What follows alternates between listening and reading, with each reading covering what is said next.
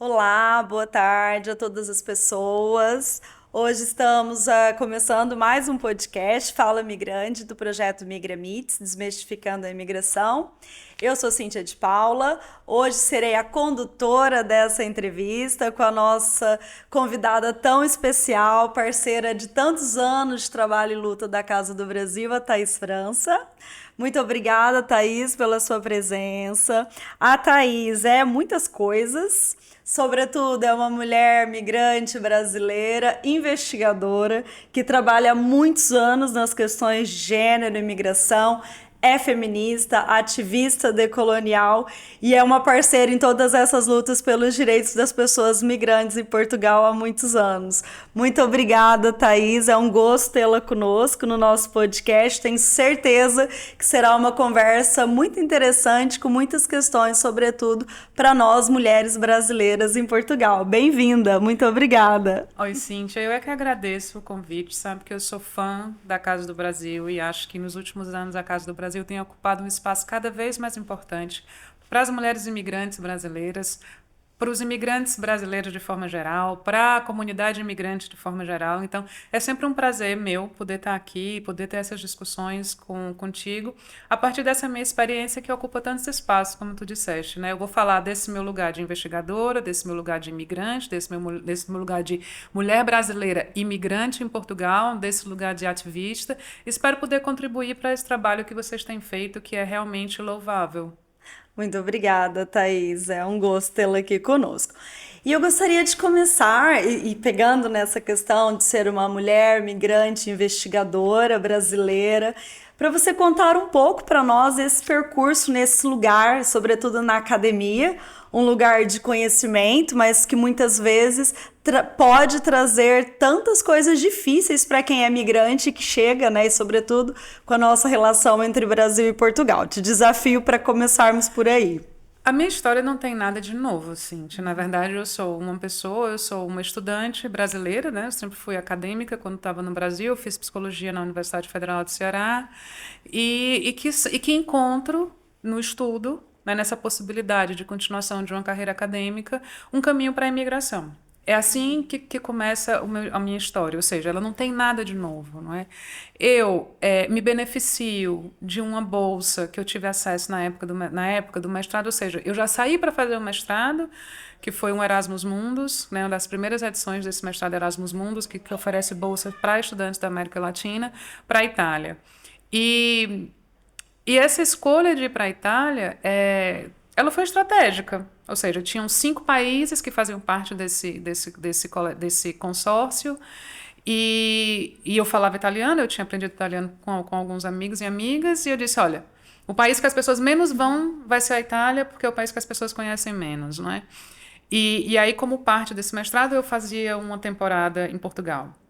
Era na Universidade de Coimbra, isso é 2007, né? Eu estou falando de 2007, ou seja, numa época que você já tinha tido os 2 grandes momentos da migração brasileira para Portugal, não é? Portugal estava ali a entrar no começo daquela crise, na verdade, os números cresciam, mas já não estavam a crescer como havia crescido um pouco antes, mas não era ainda, digamos, o momento dos estudantes internacionais, das estudantes internacionais, dos acadêmicos e das acadêmicas, né? Você tinha pessoas que vinham do Brasil para estudar em Portugal, mas Portugal ainda não tinha despontado como um destino para para brasileiros e brasileiras estudantes. E ali em Coimbra, eu conheci o SES na altura, que foi onde eu fiz o meu doutoramento. Conheci alguns professores, algumas professoras e achei que poderia ser um lugar onde eu poderia fazer o meu doutoramento. Mas eu entro nessa posição de estudante de doutoramento, não é? Ou seja, não tinha nenhum glamour, né, nessa, mesmo que fosse, era um doutoramento na Universidade de Coimbra, etc. Mas eu era uma estudante brasileira, né? O SES, por conta da relação com a América Latina, sempre recebeu muitos estudantes brasileiros e brasileiras. Então, eu entrava nesse lugar de estudante. E era muito claro, lá no SES, que era um lugar de estudante, não é? Eu sei que as experiências nos centros de investigação em Portugal, nas universidades em Portugal, são muito diferentes, não é? Mas, assim, eu acho que que é uma coisa que eu depois me deparei em outros espaços que eu frequentei, mas não foi uma coisa que eu encontrei no SES, que eu sempre gosto de marcar isso, porque assim, é muito claro e é muito comum na experiência dos estudantes e das estudantes que vêm para cá, que era o problema da língua.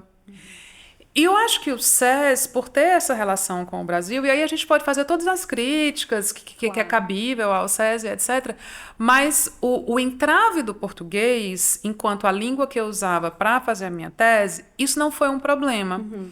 Então, eu fui me deparar com isso em outros momentos. Eu fui me deparar com essa questão da língua portuguesa fora do SES. Mas eu tive outras questões lá dentro, não é? Tanto dentro do SES, como essa entrada na academia portuguesa, a partir do doutoramento, ia me mostrando muito claramente que existe um lugar onde os brasileiros e as brasileiras cabem dentro da academia, e existe um lugar da academia portuguesa, e existe um lugar onde eles e elas não cabem, não é? E era muito interessante, porque eu já estava a trabalhar com mulheres brasileiras nessa altura, né? E quando as pessoas me perguntavam qual era o tema do meu doutoramento, e eu dizia que eram mulheres brasileiras, e as pessoas diziam, então vai estar trabalhando com o mercado do sexo, está trabalhando com prostituição. E eu respirava fundo e eu dizia, sabe, eu sei que é difícil de acreditar, mas as brasileiras têm outro tipo de trabalho em Portugal, que não só unicamente o mercado do sexo. E para mim era muito impressionante como é que nós estávamos em 2007, não é? E sempre vinha essa questão ainda como se a única forma de inserção que as mulheres brasileiras pudessem ter naquela época era no mercado do sexo. Eu diria que esse foi um dos primeiros choques que eu tive, não é? Ou seja, se eu não experienciei a coisa da língua, não é? Se eu não tive esse choque do seu português não é bom, eu tive esse choque das pessoas que estavam ao meu redor, nas conferências que eu ia, nos seminários que eu ia, quando eu dizia que estava a trabalhar com migração com mulheres brasileiras, a primeira questão era, mas como assim? Não é no mercado do sexo, não é?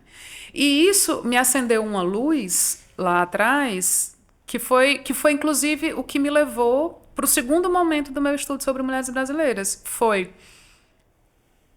Mas existem, inclusive, mulheres qualificadas que estão na academia, porque nessa época eu estava estudando mulheres no trabalho precário, não mulheres não qualificadas, porque eu encontrei muitas mulheres com qualificação fazendo trabalho precário, mas eram mulheres que estavam no trabalho precário. E eu decidi que o meu segundo momento era fazer uma investigação sobre mulheres brasileiras que estivessem na academia portuguesa. Claro que aí partindo também da minha própria experiência, não é? O que é que tinha sido para mim aquela experiência do doutoramento e o que é que eram as possibilidades que se apresentavam para mim ao final do doutoramento. E aí eu começo essa segunda abordagem essa segunda abordagem de uma outra fase, de uma outra experiência de mulheres brasileiras em Portugal dentro da academia. E qual foi a minha grande surpresa? Assim, surpresa, não é? Salvo as devidas proporções, as experiências de discriminação, preconceito, racismo, sexismo que essas mulheres, mesmo na academia, passavam, eram muito semelhantes à que eu tinha encontrado nas mulheres que estavam em trabalhos não qualificados. Claro que salvo as devidas proporções, não é? Mas do mesmo jeito que as mulheres que eu falei que estavam trabalhando em restaurantes ou estavam trabalhando em hotéis e etc., por exemplo, escutavam as piadas sobre as mulheres brasileiras serem sexy, as mulheres brasileiras serem muito atraentes e tal. Eu lembro que eu entrevistei uma brasileira que já estava aqui em Portugal já há muitos anos, e era professora em uma instituição de ensino superior em Portugal, e ela me disse que quando entrou na instituição, e ela falava muito feliz do fato dela ter conseguido seguir uma carreira acadêmica. Ela diz, olha, eu reconheço todas as dificuldades, então o fato de eu ter conseguido entrar na academia portuguesa é algo que realmente me deixa muito, muito feliz e muito orgulhosa. E logo que eu entrei... Aí ela disse, mas mesmo assim, isso não tirou esses encontros, né, com racismo e discriminação que nós continuamos experienciando.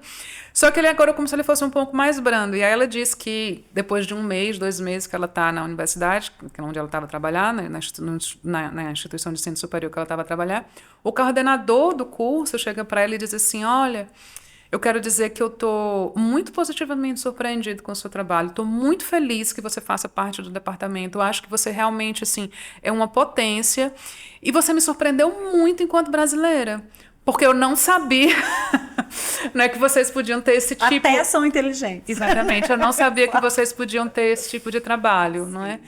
E assim, eu continuo... E depois eu não saí mais desse estudo das mulheres brasileiras dentro da academia, porque eu acho que é importante fazer essa denúncia de que, mesmo em espaços que nós julgamos seguros, como seria a academia, não é? Porque muito da discussão que vem sobre a discriminação, o preconceito e o racismo que as mulheres brasileiras encontram em Portugal vem do fato, é porque elas não são qualificadas, é porque é o tipo de trabalho que elas estão realizando, é o espaço que elas circulam, mas você vê isso acontecendo dentro da academia. Então, assim, o meu objetivo em estar estudando estudantes brasileiros que estão em Portugal e estar estudando acadêmicas que estão em Portugal é de ver como, mesmo nesse espaço, que é suposto ser um espaço seguro, que é para ser suposto um espaço onde essas questões estão mais avançadas sobre diversidade, sobre, né, sobre a diversidade cultural, a tolerância, etc., continua acontecendo, não é, de uma forma mais... E assim, de uma forma mais branda, eu também estou aqui, né, sendo bastante condescendente, porque os casos que nós ouvimos, né, de discriminação e racismo e xenofobia dentro das universidades portuguesas com estudantes brasileiros e brasileiras é cada vez mais claro, não é? Você ouve cada vez mais falar sobre esses casos e também cada vez mais violentos, não é? Por exemplo, todo mundo deve lembrar do caso dos estudantes da Faculdade de Direito que chegaram um dia na universidade e estava lá, pegue uma pedra para atirar no Zuca, né? Nós estamos a falar desses casos, né? Mas também tem os casos que parecem que são mais, digamos, mais sutis, mas que são igualmente violentos. Quando eu falo do fato, né, quando eu ressalto que no SES eu não tive o problema com a língua, é porque isso é tão comum nas outras instituições, e eu tinha duas amigas que estavam a fazer doutorado já recentemente, ou seja, lá 2012, eu acho, mas não, 2012 não, 2017, 2018, mais ou menos, estavam a fazer doutoramento cá em Portugal, e as duas me disseram, Thaís, eu resolvi fazer a minha tese em inglês, porque eu não aguento mais o meu supervisor ou a minha supervisora dizer que não entende o que eu escrevi. E elas diziam, e o pior é que, considerando que a minha língua materna é o português, eu tenho certeza que meu português é melhor do que o meu inglês. Mas o meu inglês mal escrito não causa tanto mal-estar, não causa tanto confronto, quanto causa o meu português que eles ou elas julgam ser mal escrito, não é? Sim. Então, acho que, assim, falei muita coisa, né, assim, cobri muita coisa, mas acho que esse é um pouco do meu percurso e né, e por que eu chego nesse tema, tanto da migração brasileira e depois entro para as mobilidades, o que eu chamo de mobilidades acadêmicas. Sim, e essa questão da língua e dessa constante fala de que não falamos português é muito violento, né? E assistimos isso na academia, mas nos espaços, em todos os espaços, e a comunidade brasileira é a maior comunidade imigrante em Portugal, provavelmente há de continuar a ser, e essas questões coloniais ainda não estão ultrapassadas, né? E aqui eu te desafio a pensarmos um pouco, e queria ouvi-la, sobretudo a partir desse olhar, dessa intersecção de gênero e nacionalidade, especificamente da mulher brasileira, de onde vem, tá, esses tantos estereótipos e, sobretudo, esse simbolismo dessa mulher em específico? Basicamente, eu agora vou dar um spoiler da tese da Mariana Silister Gomes, que eu sugiro que todo mundo leia, que está no repositório do Isqueté, que é a tese de doutoramento dela, onde ela fala exatamente sobre isso, sobre essa construção do corpo colonial, dessa construção da mulher brasileira como um sujeito colonial. Então, basicamente, e aqui eu estou realmente trazendo todas as ideias da Mariana, né? Basicamente, a construção da mulher brasileira enquanto um ser inferior, enquanto um ser subalterno, enquanto um ser exótico, enquanto um ser sexualizado, né? Um sujeito sexualizado, um sujeito exótico, vem mesmo desde a época do colonialismo, né?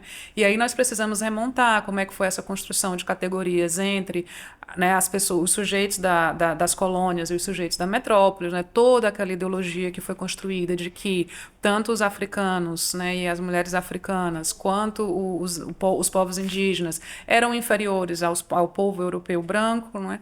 E isso, de como essa mulher, né, a mulher da colônia, o que vai ser depois a mulher da colônia, ou a mulher africana, né, que depois vai ser essa mulher escravizada, e a mulher indígena, que também vai ser essa mulher escravizada, como essas mulheres eram inferiores à mulher branca, né?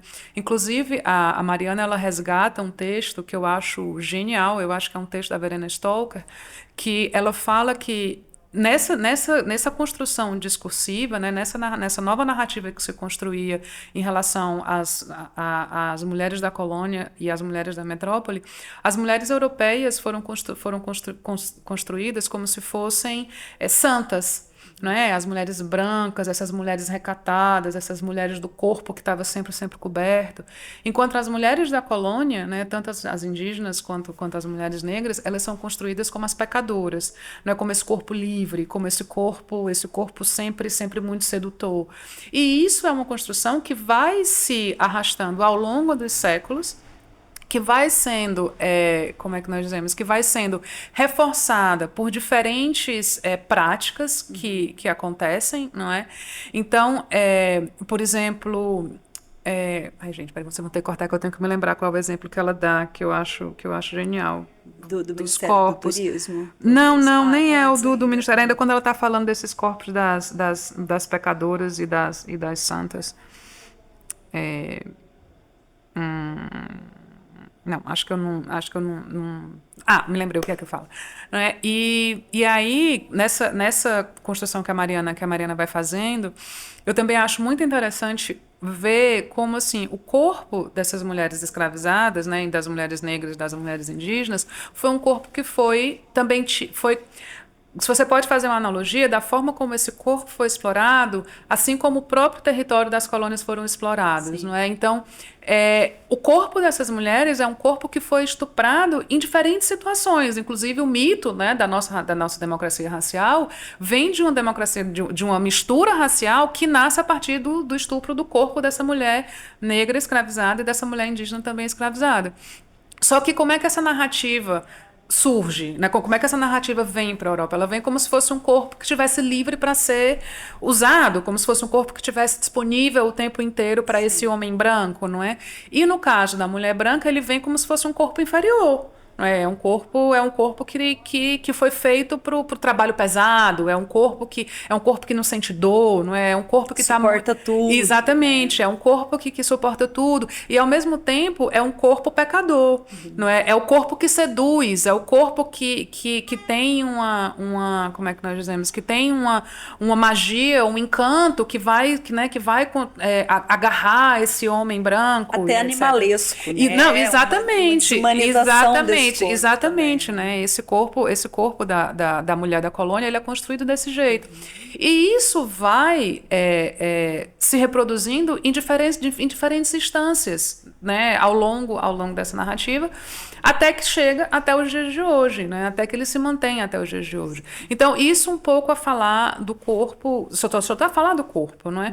E esse mesmo processo de colonização, né? Que depois vão chamar de colonialidade, esse legado do colonialismo, que fica como se fosse a colonialidade, ele também vai cobrir, por exemplo, o próprio processo de construção do conhecimento. Então, conhecimento é aquilo que é feito dentro da Europa, a partir da Europa, seguindo determinados parâmetros acadêmicos e blá, blá, blá.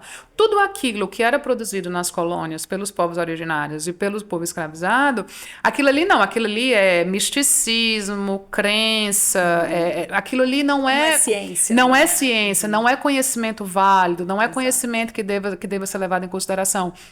Então, essas pessoas das colônias, né, as mulheres das colônias, elas também são intelectualmente inferiores às mulheres da metrópole, porque elas não têm esse tipo de conhecimento, elas não têm esse tipo de literacia, elas não têm esse tipo de erudição que essas, né? Porque o que elas conhecem, aquilo que elas sabem, não é considerado conhecimento, não é? E ainda nessa questão das hierarquias que vão sendo construídas, né? Enquanto essas pessoas da colônia, da Europa, da metrópole, vão sendo construídas como civilizadas e como modernas, os sujeitos das colônias vão sendo construídos como bárbaros, né? como incivilizados, como corpos, voltando para a questão do corpo, como corpos que não podem ser, que precisam ser domesticados, porque são corpos muito livres. Né? E aí você vê, por exemplo, as brasileiras fazem muito barulho, não é? Do jeito que as brasileiras andam, então é sempre no resgatando nosso espaço, né, exatamente, é sempre resgatando essas ideias que nós vemos que foram construídas há tantos anos atrás, não é? E que depois elas foram sendo legitimadas nos livros de história, não é? Elas foram sendo legitimadas nas próprias propagandas, na televisão, pela mídia, ou seja, nas próprias políticas migratórias que foram sendo construídas, não é? Então, hoje em dia, toda essa construção ela ainda permanece através de diferentes espaços, ela continua sendo legitimada através de diferentes espaços e de diferentes discursos institucionais que reproduzem ainda essa imagem de um sujeito, né, de como se as mulheres brasileiras fossem esse sujeito sempre subalternos, né, que não podem ocupar um outro espaço, não é? Ficam confinadas dentro desse e aí voltando aqui para a Mariana, é o conceito que a Mariana usa do imaginário colonial, né? Sim, esse simbolismo, né?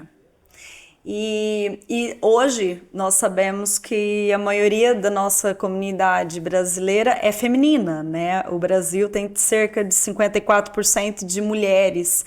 E nos últimos anos, sobretudo desde o golpe da presidente Dilma, nós temos assistido a chegada cada vez maior de muitas mulheres qualificadas, né? Como já referiu no início. E não só a qualificação relativa a ter uma licenciatura, mas qualificada em áreas de trabalho, com experiências de trabalho, e que nós verificamos muita dificuldade dessas mulheres em exercerem o trabalho qualificado, o trabalho com melhor remuneração. Como é que você vê que essa construção histórica pode estar na base depois dessa discriminação que as mulheres migrantes vivenciam no acesso ao mercado de trabalho qualificado, nessa dificuldade em ter as suas competências reconhecidas e que acabam por... Claro que sabemos que aqui o capitalismo também empurra, né, as pessoas migrantes para esses setores de base da sociedade, mas olhando nesse passado colonial e as questões de gênero e o mercado de trabalho em Portugal, como é que você vê essas intersecções, né, essa dificuldade que nós assistimos dessas mulheres ocuparem esses espaços de trabalho? Eu acho que, para responder essa pergunta, eu voltaria um pouco para os comentários que eu fiz anteriormente, né? Então, primeiro tem essa ideia de que as mulheres brasileiras são mulheres inferiores, né? De que, mesmo que as qualificações que elas tenham, não é, elas não são qualificações comparáveis às qualificações que se conseguem em Portugal.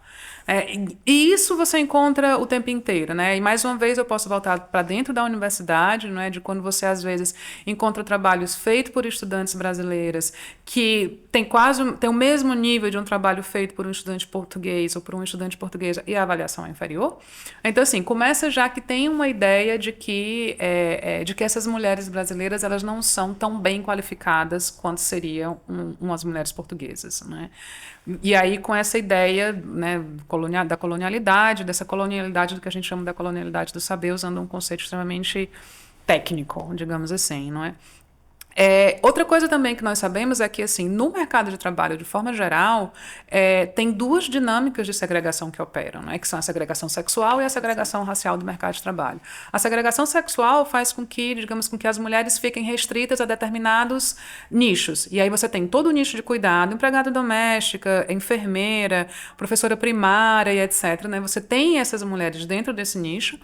E também tem a dificuldade das mulheres subirem de postos, mesmo quando elas estão dentro desse nicho, não é? Então, por exemplo, você tem muito mais mulheres sendo professoras de escola primária do que você tem mulheres sendo diretoras de escola primária, por exemplo, não é?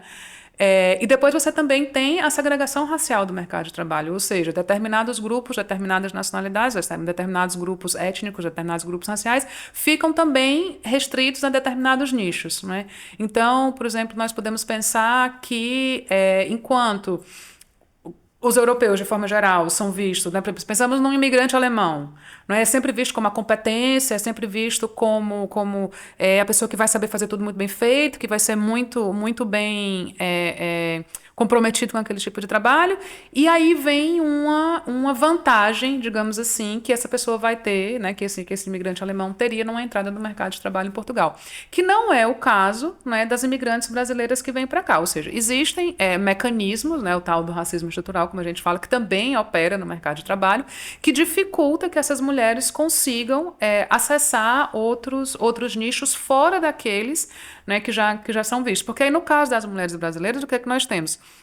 Nós temos esse nicho sexualizado, da segregação sexual, né, que vai se juntar com esse nicho da racialização, com esse nicho da segregação racial. Então, por exemplo, a ideia de que as mulheres podem trabalhar no mercado da beleza, não é? E aí todo o estereótipo das mulheres brasileiras sendo mais sensual, sendo mais vaidosas e etc. Então, acaba que esse nicho do que seria da beleza, né, fica sendo o nicho onde as mulheres brasileiras vão ficar concentradas. Isso é um exemplo. É onde elas podem, o espaço que elas podem ocupar, porque corresponde ao próprio simbolismo, que se tem daquela mulher. Exatamente, ou seja, elas estão correspondendo exatamente à expectativa. Exato. E aqui a questão não é elas trabalharem nesse nicho. Claro que não. A questão é como elas ficam segregadas a este nicho. É a falta de oportunidade que todos esses mecanismos que eu falei anteriormente, a segregação sexual, a segregação racial, coisas que eu não falei ainda, tipo a questão dos estereótipos, não é? Acabam por dificultar, ou seja, de cercear outras possibilidades de inserção dessas mulheres brasileiras no mercado de trabalho. Eu lembro que uma vez, quando eu estava fazendo entrevistas com acadêmicas em Portugal, nesse caso ela não era brasileira, mas eu acho muito interessante, ela era cabo-verdiana.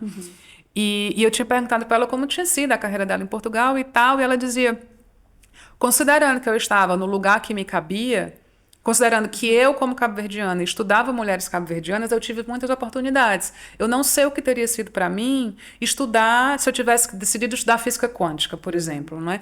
Então, assim, é essa ideia de que dentro do mercado de trabalho você vai ter oportunidades dentro daqueles nichos que lhes são cabidos. Se você ousa alguma coisa dentro daquilo ali, né, se você ousa sair dentro dessa caixinha, aí você vai se deparar com esse outro tipo de obstáculos que nós estávamos falando. E nos outros espaços, Thaís? Como é que você vê, porque nós sabemos que, obviamente, o trabalho é algo, sobretudo de quem migra, geralmente, em grande parte, sobretudo pensando que a migração é bastante econômica, as pessoas migram em idade ativa, têm que trabalhar, mas saindo um pouco do trabalho, pensando nos outros espaços de uma sociedade, pensando nos outros espaços, nos outros direitos que nós buscamos em Portugal, na saúde, e em outros, na educação já falamos, mas quais são outros impactos que você tem verificado nessas mulheres a nível da saúde mental, por exemplo, da violência de gênero, que nós também enfrentamos por conta desses marcadores? Cíntia, eu queria só voltar para mais uma coisa do mercado de trabalho, que eu tinha pensado em falar e esqueci. É assim, nós também precisamos ter claro, e aqui eu não estou justificando nada, mas eu acho que nós precisamos ter claro que Portugal é periferia, que Portugal é um mercado de trabalho que não é dinâmico, é um mercado de trabalho que é precário na sua maioria. Então, assim, coisas que nós, mulheres brasileiras, encontramos aqui também diz respeito ao próprio mercado de trabalho português. E eu acho que é importante nós começarmos a falar sobre isso, dessa precariedade do mercado de trabalho português, da falta de direito de trabalho, do que são os recibos verdes, do que são os baixos salários, para que esse mito de Portugal como o país aberto para a diversidade, onde as pessoas podem vir, o Eldorado, não existe. Não mesmo. Então, assim, eu acho que é preciso também que as pessoas comecem a olhar para Portugal como que ele realmente realmente é. Ele é um país de periferia da Europa, com um mercado de trabalho extremamente precarizado. Assim, por isso que eu estou dizendo, eu não estou querendo justificar a situação das mulheres brasileiras, né, até porque se nós olharmos, como você estava falando, por uma questão pela perspectiva da interseccionalidade, essas mulheres vão encontrar muito mais dificuldades do que as mulheres portuguesas enfrentam, mas é precário, não é? A peste do recibo verde, porque é uma peste, não é que coloca as pessoas cada vez mais em situação de precariedade. É claro que no caso de uma mulher brasileira que depende de um contrato de trabalho para conseguir renovar a autorização de residência, um recibo verde tem um impacto muito maior, né, nesse processo do que tem numa mulher portuguesa que não tem que se preocupar em ter contrato de trabalho para conseguir uma regularização. Exatamente. Eu não estou dizendo que isso não acontece, mas eu acho que é preciso que nós também olhemos para Portugal como Portugal realmente é nesse sentido. Sobre esses outros... Nós podemos só continuar nessa questão e depois eu faço de novo a próxima pergunta que eu tinha feito.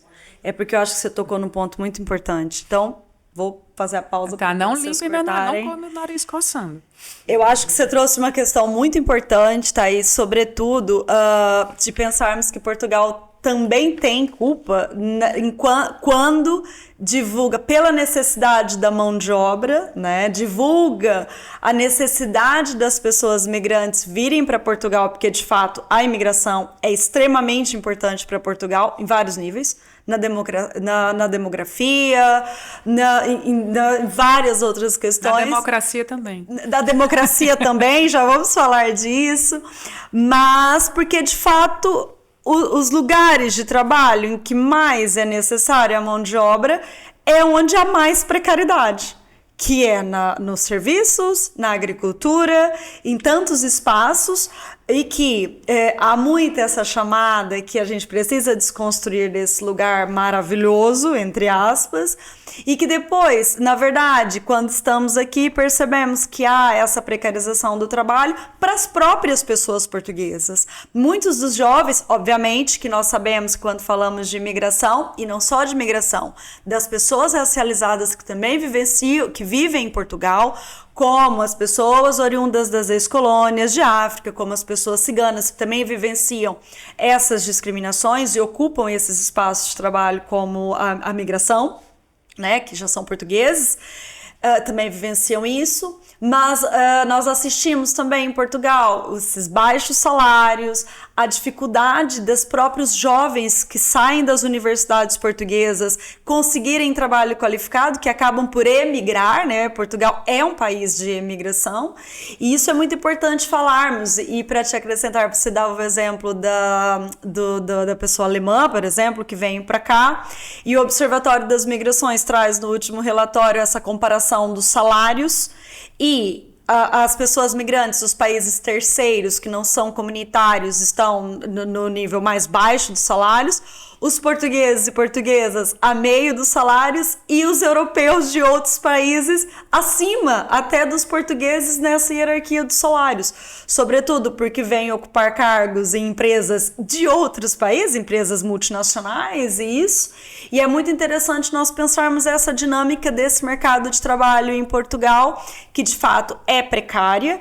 E nos últimos anos, sobretudo nos últimos 2 anos, com o aumento da vida, com a crise da habitação, é impossível não falarmos disso sem refletirmos a crise de habitação em Portugal, que afeta todas as pessoas, mas que afeta ainda mais as pessoas migrantes e as mulheres migrantes, sobretudo, nessa dificuldade em conseguir uma casa digna a preços que as pessoas podem pagar, e depois o resto da vida, né? Imagina, o salário médio em Portugal não chega a 1.000 euros, é 1.000 e tal euros. E uma casa hoje custa quase isso, né? Eu acho que... Tem uma discussão que ela não é recente, ela já tem acontecido dentro dos estudos sobre migração para Portugal, mas ela ainda não tem muita visibilidade, que eu acho que ela é extremamente interessante. E aqui eu sugiro mais uma vez que quem tiver interesse dê uma olhada nos trabalhos da Marta Araújo e da Sandra Maeso, que elas falam que nessa reconstrução de Portugal, depois da guerra colonial, do fim do império e etc., Portugal, com esse objetivo de se construir como um país moderno, como um país desenvolvido e tal, ele quer invisibilizar tudo que for emigração, porque emigração diz respeito a um país pobre, onde as pessoas não têm oportunidades e vão em busca de outros países, e querem se construir como um país de imigração. Um país que é tão desenvolvido, que tem tantas oportunidades, que todas as pessoas querem vir morar nesse país. Não é? E isso é um pouco do que Portugal, como esse discurso que Portugal constrói para tentar atrair imigrantes, não é? De que existe a possibilidade de entrar no mercado de trabalho, de que existem oportunidades e etc., mas o que não é dito é qual é o tipo de trabalho que é disponível, entendeu? Porque, assim, há oportunidades no mercado de trabalho português, oportunidades precárias, oportunidades de trabalho não qualificado. Principalmente profissionais liberais qualificados, arquitetos, arquitetas, advogados. Ou seja, não existe espaço nesse mercado, porque, como você disse, mal existe para os próprios portugueses e para as próprias portuguesas, não é? Então, eu acho que é preciso ter isso, claro, para poder combater essa ideia de que essas pessoas vêm para Portugal e falham, né? Assim, de que esses imigrantes brasileiros vêm para Portugal e não conseguem entrar no mercado de trabalho, porque não são boas o suficientes, né? Primeiro nós temos que dizer qual mercado de trabalho nós estamos falando, isso é uma coisa, não é? E depois nós temos que olhar para esse outro ponto que nós estávamos a falar sobre as dinâmicas de segregação racial, as dinâmicas de segregação, de segregação sexual. E a outra coisa que eu acho que também é importante nós falarmos aqui em relação ao mercado de trabalho... deixa eu me lembrar. Era a questão das dificuldades, da qualificação, das oportunidades, da reconstrução. Reconhecimento de diplomas. Do preço delas estarem qualificadas. Me lembrei o que era. Eu fiz umas entrevistas recentemente. O objetivo do projeto era conhecer diferentes perspectivas sobre o discurso de imigração em Portugal, não é? Uhum. E eu entrevistei algumas pessoas que eram claramente anti-imigração. E um dos argumentos que ele dizia era assim. Ele era professor de uma escola e dizia: ora, hoje em dia nós temos que ter toda essa disponibilidade para dar apoio extra aulas, né, para os filhos e para as filhas dos imigrantes que estão aqui, porque eles não falam a língua e têm que aprender isso, blá, blá, blá, blá, blá, blá. E passa 4, 5 anos, essas imigrantes conseguem a nacionalidade e vão morar num outro país europeu, e todo o investimento que nós fizemos daquele 4, 5 anos naquela criança perde-se porque essa criança vai morar num outro país. E eu pensando comigo, assim, segurando muito, né, porque eu estava fazendo a entrevista, não podia dizer, eu dizia: baby, se português e portuguesa que são daqui sai, por que tu acha que uma pessoa que não é daqui vai ter que ficar aqui vivendo nessas condições? Entendeu? Exatamente. Então, Mas como se esses discursos tentam reafirmar que ainda por cima são mal agradecidos. Mal agradecidas, não é? E aí, voltando, não sei se dá para fazer o link com a pergunta anterior ou se é melhor tu refazer. Acho que é melhor eu refazer para vocês, tá. Né? E pensando nas outras áreas da vida de uma pessoa migrante, né? Porque quando nós chegamos num novo país, há uma reconstrução e um novo entendimento de todos esses acessos, de todos os nossos direitos. E além do trabalho e da educação que já falamos, as outras áreas das nossas vidas, como é que você percepciona a nossa experiência enquanto mulheres brasileiras, por exemplo, no acesso à saúde, na habitação, na participação social e política? Esse retrato atual, como é que você vê, como é que também você encara do que falta em termos de políticas públicas? Podemos falar um pouquinho? E aí, Cíntia, eu acho que assim, se eu fiz essa crítica enorme à precariedade, né, o processo de precarização que o mercado de trabalho português tem sofrido nos últimos anos, eu acho que é preciso reconhecer a qualidade das políticas de integração de Portugal. Uhum. É inegável. Você lê o que está escrito, né, nas políticas de integração portuguesa, realmente é um país que tem políticas muito mais abertas, muito mais de promover muito mais a integração do que temos em outros países da Europa, principalmente hoje em dia com o avanço dos movimentos de direita em outros países. Agora, isso não significa que as leis sejam executadas da forma como elas devem ser. E aí eu acho que nós precisamos, né, ter essas duas visões, e eu acho que isso é o que mais me entristece em Portugal, quando nós falamos com mulheres imigrantes brasileiras que não conseguem ter acesso aos direitos que estão assegurados assegurados na legislação, que estão assegurados nas políticas migratórias, porque você sabe que está ali. Então, assim, não tem nada que me doa mais do coração do que ouvir uma mulher brasileira que foi no centro de saúde e não foi atendida porque não tinha o NIF. Você de NIF? Você não precisa ter NIF. O acesso à saúde em Portugal para imigrantes é universal. Né? Mas você encontra uma barreira quando você chega num centro de saúde que é intransponível e não tem como você passar aquela pessoa. Então, assim... E a nacionalidade aí, o estatuto é utilizado para fazer essa E aí era o que eu ia dizer. Se em termos de política, por exemplo, o acesso à saúde é assegurado, quando você vai no dia a dia, esse acesso ele é igualmente precário. Não é assim, não só para entrar no sistema, não é assim, para conseguir ver um médico de família, nem um médico de família, né, para conseguir ver um médico, para conseguir nas urgências, são sempre pedidos mais papéis, são sempre pedidos isso, você tem que voltar, inclusive, eu não sei se ela ainda está lá, mas toda vez que alguém falava sobre problemas de acesso à saúde de imigrantes, etc., dizia, liga para a enfermeira Fernanda no KNAI, que ela enfermeira. Exatamente, que ela resolve tudo. E eu dizia, como é que você pode ter que ter uma única pessoa, que é a pessoa que resolve tudo isso? Porque, né, porque no nível operacional isso não é debatido. E aqui também faço mais duas separações, né?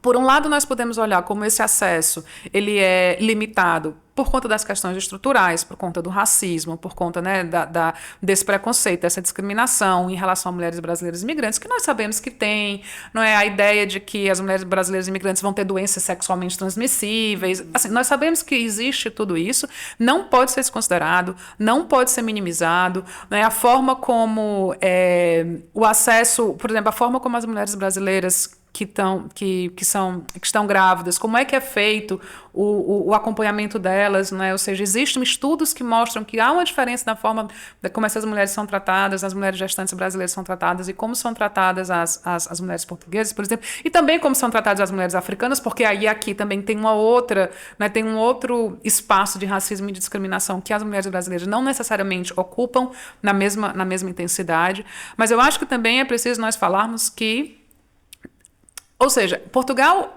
oferece, né, compromete-se em oferecer o acesso universal à saúde, por exemplo, e isso que eu estou falando aqui na saúde pode ser quase que reproduzido em todas as outras esferas, né? Portugal compromete-se em oferecer esse acesso universal à saúde, não é? Esse acesso de que os imigrantes e as imigrantes vão poder ter acesso sem nenhum problema, mas nem aumenta o número de pessoas que estão a trabalhar, não é, lidando diretamente com os... Então, você tem os centros de saúde sobrecarregados, etc. E nem oferece um treinamento digno, um treinamento de atendimento intercultural e etc., não é?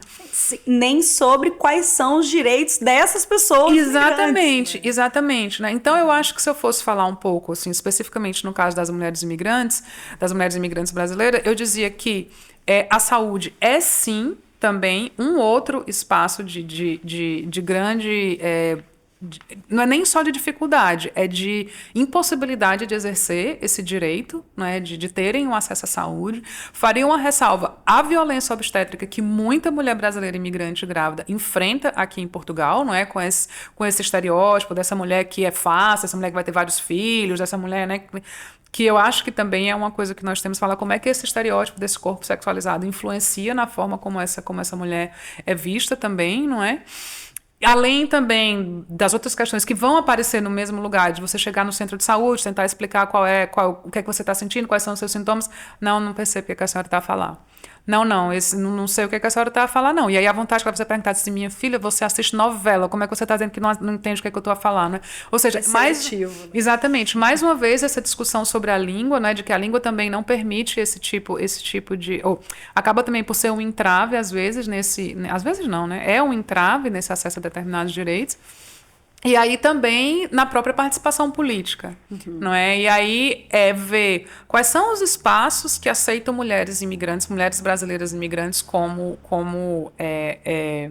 como membros ativos, né? Se nós formos olhar o espectro dos partidos políticos em Portugal, onde é que nós temos mulheres imigrantes participando, mesmo com visibilidade, né? Que possam depois exercer esse papel de que a representatividade, né, exerce quando você tem uma pessoa que está como modelo ali na frente. Não tem, não é? Onde é que nós temos, com a quantidade do tamanho da nossa comunidade, da quantidade de mulheres imigrantes que nós temos aqui, onde é que nós temos uma voz de uma brasileira imigrante num sindicato? Não é que esteja realmente ali a fazer... Não há esse espaço. E se nós formos olharmos mesmo dentro do movimento feminista em Portugal, não é? Onde é que nós temos um diálogo mesmo forte, aberto entre esses movimentos e entre as mulheres brasileiras imigrantes, não é? É como se houvesse uma expectativa de que as mulheres brasileiras imigrantes vão fazer vão organizar-se dentro de um espaço dela, não é? É como... Eu entendo que se você, né, for olhar dentro de uma perspectiva mais interseccional, obviamente a agenda das mulheres brasileiras não vai ser a mesma agenda das mulheres portuguesas, né? Como é que você concilia todas essas... Mas parece que há mais uma distância, né, se você for pensar em determinados movimentos, do que há propriamente um diálogo, não é? Do que há propriamente uma ideia de que é possível trabalharmos juntas e etc. Não é? Então, claro, numa vertente mais institucional, é louvável o fato que podemos exercer nosso direito através do voto, Portugal é reconhecido como sendo país, mas é um fato importante, não é? É importante que nós possamos votar nas eleições em Portugal, mas não é suficiente, dado que a participação social ela se dá em diferentes instâncias, não é? Com certeza, até porque é claro que é importante termos uma representação política, mas a participação ela vai muito mais do que a política institucional. E, na verdade, uma reflexão que nós fazemos sobre representatividade é que temos que ocupar todos os espaços. E quantas pessoas migrantes, e aqui nem falo só das mulheres, nós temos a ocupar cargos de decisão nas empresas, nas instâncias do governo, numa junta de freguesia, numa câmara municipal. E é muito interessante pensarmos que esses espaços que nós temos numa sociedade democrática e diversa, como Portugal quer ser e levanta tanto essa bandeira de querer ser inclusivo, de construir de fato, escrever políticas públicas positivas à migração, mas de fato nós também percebemos que há esse distanciamento depois de onde essas pessoas estão a decidir. E aqui, é claro que falamos de migração e é expectável que nós só estamos onde se fala de migração, é importante, mas não só. É também estarmos onde se fala de ciência, onde se fala de clima, onde se fala de astronomia, onde se fala de qualquer outro assunto, né? E aqui é muito importante nós pensarmos onde as pessoas migrantes estão e a importância de se construir políticas públicas para que nós, de fato, possamos estar nesses diferentes espaços. Falando da saúde, um exemplo, Portugal tem uma falta gigantesca de profissionais de saúde. E nós assistimos uma imensa dificuldade em profissionais de saúde migrantes em ocuparem esses espaços que estão abertos, sobretudo na enfermagem e em outras profissões que seriam tão valiosas para Portugal e entraves que passam desde a regulação dos diplomas à mesma dificuldade de adentrar às vagas que precisam dessas pessoas. Eu acho que aqui, quando falamos de representatividade, eu concordo e estou muito contigo, nesse olhar global de uma sociedade, é estarmos em todos esses espaços. E para te complementar a questão do feminismo, né? Há algo que nos une, que é o fato do machismo, né? Que todas nós vivenciamos por sermos mulheres, mas de fato, quando somos mulheres negras, quando somos mulheres migrantes, mulheres trans, esses outros marcadores podem nos colocar em situações de muito mais desigualdade e de fato eu também não sinto essa convergência entre o movimento feminista português e quase que os nossos movimentos, né? Essa clara divisão. E aqui te questiono, e o futuro, Thaís? Na sua opinião e enquanto investigadora, como que nós, enquanto mulheres migrantes, cada vez mais presentes nessa sociedade, e mais presente politicamente também. Apesar de não ocuparmos esses espaços políticos ainda institucionais, estamos nos organizando em coletivos. Nos últimos anos, nós assistimos o surgimento de muitos coletivos, sobretudo coletivos antirracistas, coletivos feministas, que se juntam aos movimentos que já existem em Portugal por essa reflexão, né, e essa garantia. Como é que você vê esse futuro? Ai.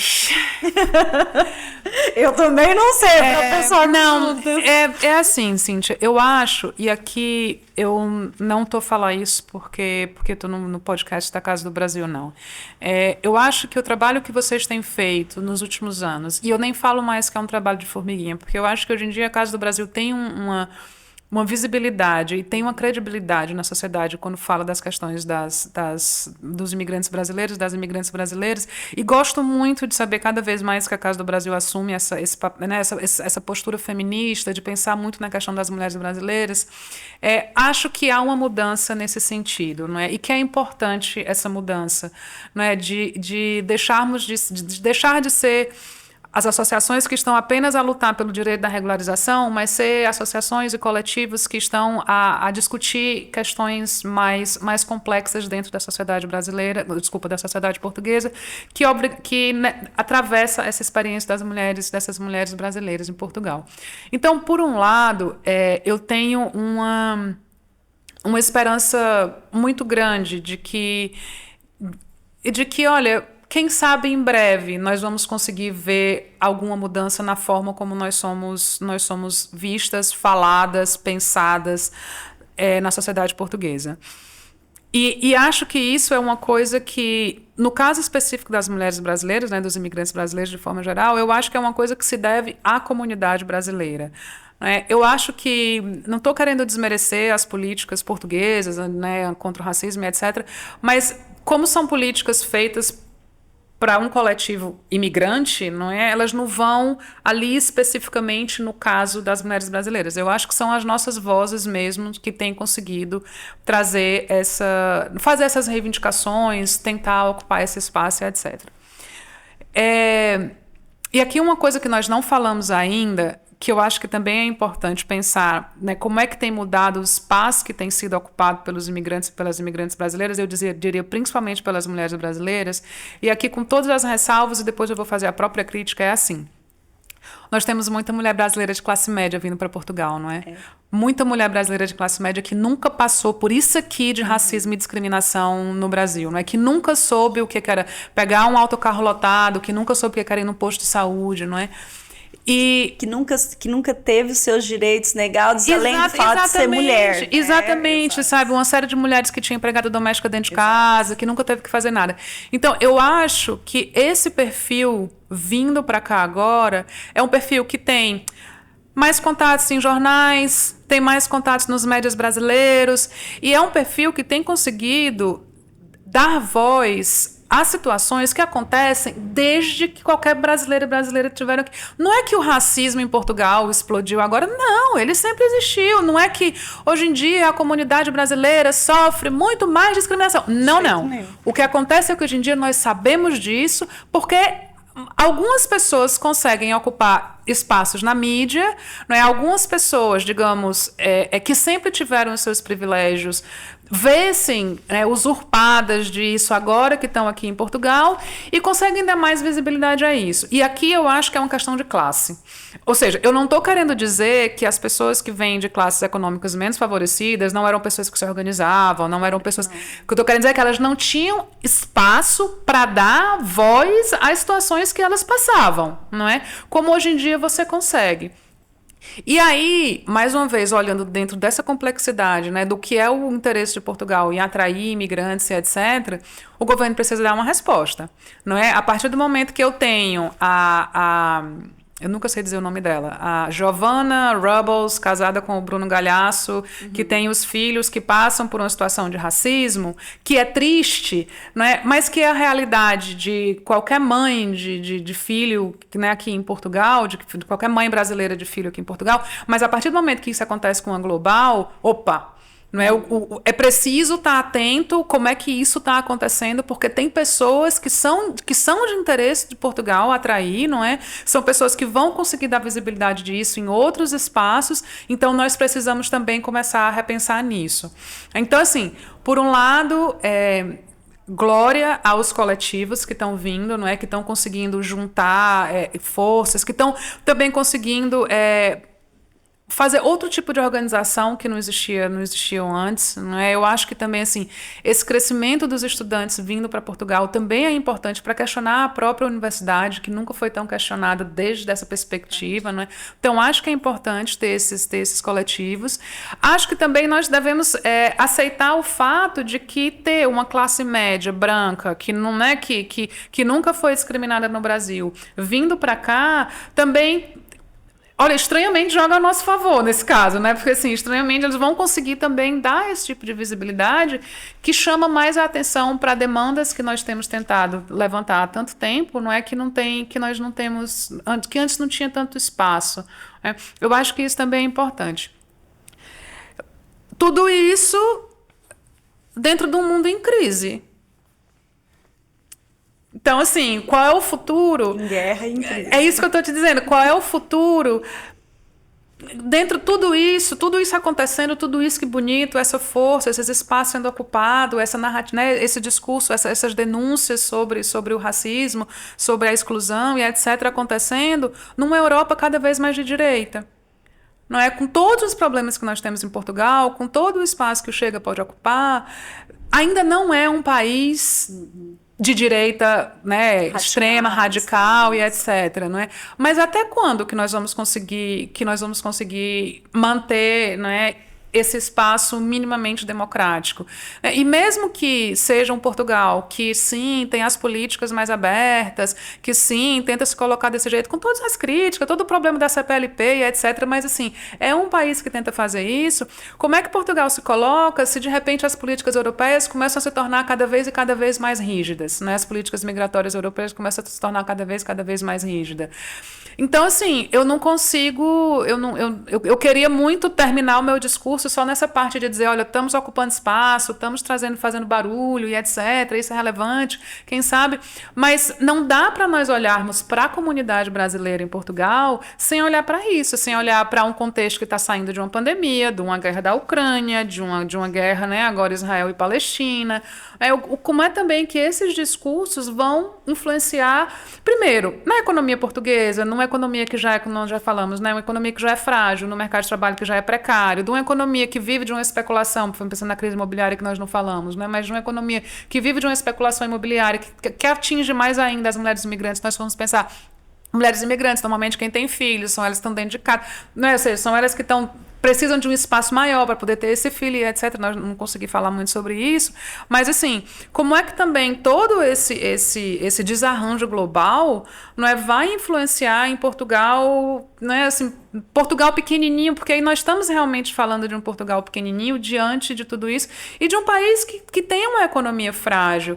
E assim, por mais que a imigração, mesmo quando ela é uma imigração econômica, ela é uma imigração também que envolve outras aspirações, né? Envolve um sonho de uma vida melhor, envolve um sonho de, às vezes só um sonho de emancipação, envolve tudo isso, mas como é que nós vamos pensar como é que esses outros sonhos vão se materializar nesse contexto que é tão instável, sabe? Então, assim, viva aos espaços que nós temos ocupados, né, que a comunidade brasileira tem conseguido ocupar, viva a esses espaços de podcast, a isso que a Casa do Brasil tem conseguido fazer, viva as coberturas que os jornais têm feito hoje em dia, né, desses casos de racismo que nós sabemos que sempre existiram, mas que só agora começa a ter visibilidade. Mas no meu caso é um viva muito apreensivo. Sim. E eu estava a te ouvir e a pensar no desafio também que nós temos, né? E aqui digo nós, enquanto dirigente associativa, você enquanto investigadora, ativistas feministas, que estava a pensar nesse perfil que você fala, da classe média, das mulheres brancas, que acabam por ocupar mais espaços, e nós que já pensamos numa perspectiva antirracista e decolonial, de não embranquecermos a luta, né? E eu acho que é um grande desafio, porque o racismo também funciona assim. Ao dar só visibilidade ou mais visibilidade para esse grupo específico, podemos correr o risco de ficar uma luta também embranquecida, e aí vem o nosso desafio enquanto academia, enquanto sociedade civil como um todo e a associação, de trazermos sempre a questão racial com base das nossas lutas. É aí que surge tudo, né? E eu acho toda a questão do racismo e da xenofobia e depois da colonização, e tá tudo junto, e eu acho que é um grande desafio para nós também, né? Assim, eu acho até porque nós estamos falando de uma classe média brasileira branca racista, né, que tá vindo para cá. Completamente racista. Classista, racista, exatamente. Que pode, inclusive, elas próprias reproduzir o que já é muito presente no Brasil. Né? Eu acho que esse nossa discussão final é mesmo uma coisa interessante para terminar o podcast, porque, assim, não é que nós estamos negando os problemas do Brasil, não é? Ou seja, nós não estamos aqui só criticando Portugal, não. Eu acho que enquanto associação de imigrante, né, no caso da Casa do Brasil, enquanto associação de imigrante, e eu também enquanto investigadora, também tenho esse exercício de pensar nas nossas próprias questões, claro. Não é? E pensar nas nossas questões não significa que, então não vamos falar de Portugal, porque o Brasil mesmo tem problemas, então não vale a pena falar de Portugal, e tampouco vale a pena dizer, nós somos brasileiros e não queremos saber do que está acontecendo no Brasil, porque vão ter outras dinâmicas também, né, que vão interferir na própria experiência das mulheres brasileiras em Portugal. Pode ser um tema para um outro podcast, mas nós podemos também discutir o próprio racismo no Brasil e como isso está ligado com a questão colonial, com o colonialismo e etc. E a branquitude, exatamente. Né? Que é tão importante a discussão dessa desconstrução da branquitude. Porque mesmo nós, apesar de sermos mulheres brasileiras, em muitos momentos, com certeza, tivemos privilégios que as mulheres brasileiras negras não têm, né? E vivências muito mais violentas do que nós podemos ter vivido. Eu acho que isso também é muito importante pensar. E eu acho que isso era uma coisa que eu queria ter falado no começo da minha fala, e eu esqueci, é de dizer assim, eu venho de um lugar de privilégio. Exato. Eu venho de um lugar de privilégio porque eu tive condições de estudar inglês e conseguir uma bolsa para ir para a Itália. Então, assim, eu venho de um lugar de privilégio. Essa minha carreira dentro da academia, ela só acontece porque eu venho de um lugar de privilégio, que vai me permitir estar num lugar privilegiado, porque, né, e um pouco aquilo que eu falei antes, assim, mesmo que você encontre dinâmicas de racismo e discriminação dentro da academia, como eu disse, é diferente do que um imigrante que está trabalhando num restaurante, é diferente do que um imigrante que está trabalhando né, num salão. Enfrenta. Ou seja, existe, mas assim, é preciso reconhecer qual é esse privilégio também. E eu queria deixar isso marcado. E até o privilégio de lutar, né? Porque muitas vezes, mas as pessoas não se organizam, não sindicalizam, não participam das associações, mas essas pessoas muitas vezes não... Primeiro, nem todo mundo tem que ser militante, né? Acho que há os papéis na sociedade de mudança social, mas porque muitas vezes essas pessoas estão consumidas pelos trabalhos precários e o pouco tempo que sobra para tentar sobreviver nessa situação. E eu acho que isso também é importante pensarmos a partir desses privilégios. E estamos chegando ao fim. Gostaria de saber se quer acrescentar alguma coisa, só fala que não tenha dito. Não, Cíntia, eu só posso agradecer mesmo, essa conversa, assim, esse espaço para pensar e para pensar alto e para construir, e que espero também que possa inspirar as pessoas que estão aí do outro lado a ouvir o que nós estamos a falar, e deixar a minha disponibilidade para quem quiser entrar em contato comigo para discutir sobre isso, sobre outros temas, eu estou aqui. Muito obrigada, Thaís. Estamos encerrando o nosso podcast tão especial com a Thaís França. E também aconselho a verem várias publicações que você tem, vários artigos, vários estudos que cruzam essa questão da migração gênero-trabalho e não só. A Thaís é uma referência nessa área e com certeza tem muito conhecimento acumulado para partilhar conosco. E também obrigada pela sua participação, por essa conversa tão boa, que seja a primeira de muitas. E muito obrigada a todos que nos ouviram.